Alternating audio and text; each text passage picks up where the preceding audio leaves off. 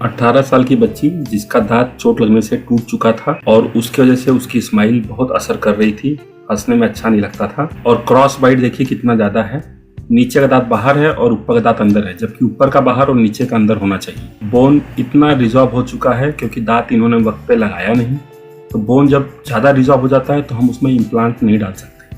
ऊपर कम जगह है, बोन की विड्थ कम है, जगह कम है, जिस वहाँ 2 दांत होना चाहिए लेकिन वहाँ पे 1 ही दांत या 1.5 दांत की जगह बची है। तो पूरी स्माइल डिजाइनिंग करनी है और हमको पूरी तरीके से दांत को लगाना है। बोन का विड्थ बहुत कम है, CBCT हमने एनालाइज किया था। नीचे के दांत में देखिए लेफ्ट साइड में थोड़ा स्पेस भी है और ये दांत क्रॉस बाइट में है, काफ़ी आगे था ये दांत। और इसका वीडियो पार्ट देखिए, एकदम थिन बोन, क्रॉस बाइट में टूथ, साइज में स्पेस, इम्प्लांट डाल के स्माइल डिजाइनिंग करके प्रॉपर मिड लाइन लाना संभव नहीं है ऐसे केस में। ऊपर का दांत मिसिंग 2 दांत है लेकिन स्पेस 1 ही दांत भर का है। तो ये बहुत टिपिकल टाइप का केस है और हमको इम्प्लांट डालते समय ये सोचना है कि ऊपर का बोन प्रॉपर विड्थ में आना चाहिए, चौड़ा होना चाहिए, ऐसे डिप्रेशन नहीं रहना चाहिए जो डिप्रेशन उसमें दिख रहा है। क्रॉस बाइट आप चेक कर लीजिए कितना सुंदर लोकलाइज्ड 2 दांतों में क्रॉस बाइट है। और इसको अंदर करना, उसको बाहर करना। ऑर्थोडोंटिक ट्रीटमेंट करके अगर हम इसको करते तो ये और अच्छा होता, परंतु टाइम ना होने की वजह से हमने जो है पेशेंट के लिए ये प्लान किया है। इंसिजन दे रहे पैलेटली, बोन रिफ्लेक्ट करेंगे, बोन को हम क्लियर कर देखेंगे। पेरियोस्टल एलिवेटर से हमने बोन को रिफ्लेक्ट किया, फुल पेरियोस्टियम के साथ एलिवेट करेंगे। और देखिए थिननेस ऑफ बोन कितना थिन है। सॉसराइजेशन देखिए, लेबियल प्लेट पे कितना सॉसराइजेशन है, बोन काफ़ी थिन है।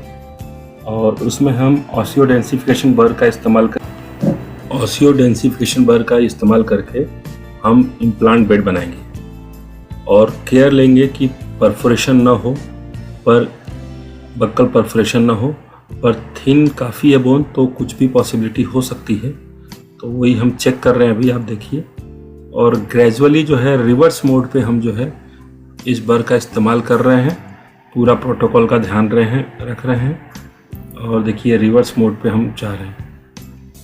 थोड़ा सा परफोरेशन दिख रहा है आपको, लेकिन वो हम उसको बोन से ग्राफ्ट करेंगे।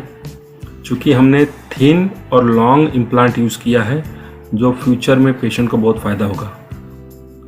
बोन ऑटोजीनस बोन कलेक्ट कर रहे हैं, पेशेंट का खुद का बोन जो है साइड से निकाल के कलेक्ट कर रहे हैं। एक रेशो होता है जिसमें ऑटोजीनस और जीनोग्राफ्ट दोनों तरह के बोन को ग्राफ्ट करके ही हम अपने केस को प्रॉपर तरीके से करते हैं। देखिए ये बोन फ्रैगमेंट हम कलेक्ट कर रहे हैं। ये इम्प्लांट हमने डाला 3.3x11 कॉम्प्रेसिव इम्प्लांट है, बहुत सुंदर इम्प्लांट है। और अपाइकल 2/3 में इसकी प्राइमरी स्टेबिलिटी बहुत स्ट्रॉन्ग तरीके से आ जाएगी। और जो ऊपर का पार्ट है, जो परफोरेशन हुआ है, जो दिख रहा है, देखिए हम कैसे बक्कल प्लेट को सपोर्ट कर रहे हैं, क्योंकि बक्कल प्लेट परफोरेट नहीं होना चाहिए। कॉम्प्रेसिव है इसीलिए स्लोली डालना है ताकि वो बोन को कॉम्प्रेस भी करता रहे और हमारी प्रॉपर प्राइमरी स्टेबिलिटी भी आ जाए। डेंटल इम्प्लांट एक बहुत खूबसूरत प्रक्रिया है। आज बहुत सारे डेंटल इम्प्लांट्स अवेलेबल हैं, कन्वेंशनल, कॉर्टिकल, कैंसलस और इमीडिएट इम्प्लांट हैं। आप कोई भी इम्प्लांट एक अच्छे डॉक्टर से अपना करवा सकते हैं। ये बोन ग्राफ्ट है, जीनो बोन ग्राफ्ट है। हम उसके ग्रैनुल्स को उस पर एडाप्ट कर रहे हैं। जहाँ पे सॉसराइजेशन था वहाँ पे बोन ग्राफ्ट प्लेस कर रहे हैं प्रॉपर। बहुत केयर लेना रहता है। 40:60 के रेशो में ऑटोजीनस प्लस जीनो बोन ग्राफ्ट दोनों को मिक्स करके उसमें हमने प्लेस किया है। ये मेम्ब्रेन हम डाल रहे हैं। मेम्ब्रेन बोन ग्राफ्ट के बाद मेम्ब्रेन को डालना ज़रूरी है ताकि सॉफ्ट टिश्यू से उसका अटैचमेंट ना हो। मेम्ब्रेन को प्लेस करने का एक प्रॉपर तरीका है जो इम्प्लांट को कॉलर की तरह नेक के ऊपर जाके और पैलेटल फ्लैप के नीचे मेम्ब्रेन का जो एंड है वो पैलेटल फ्लैप के नीचे चला जाएगा।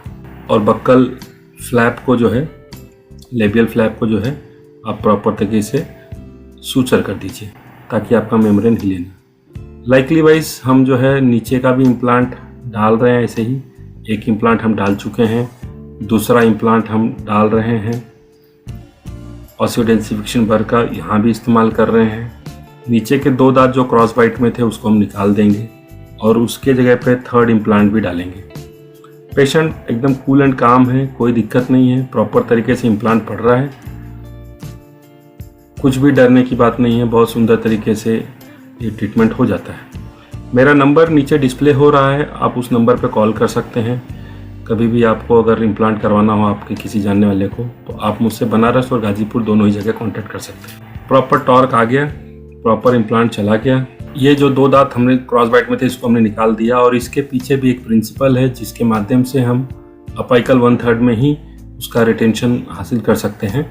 तो जो अपाइकल पोर्शन है उससे 5 मिलीमीटर ऊपर जो है ऑब्लिकली हमको जो है ड्रिल मारना है और उससे हमको रिटेंशन लेना है कॉर्टिकल में।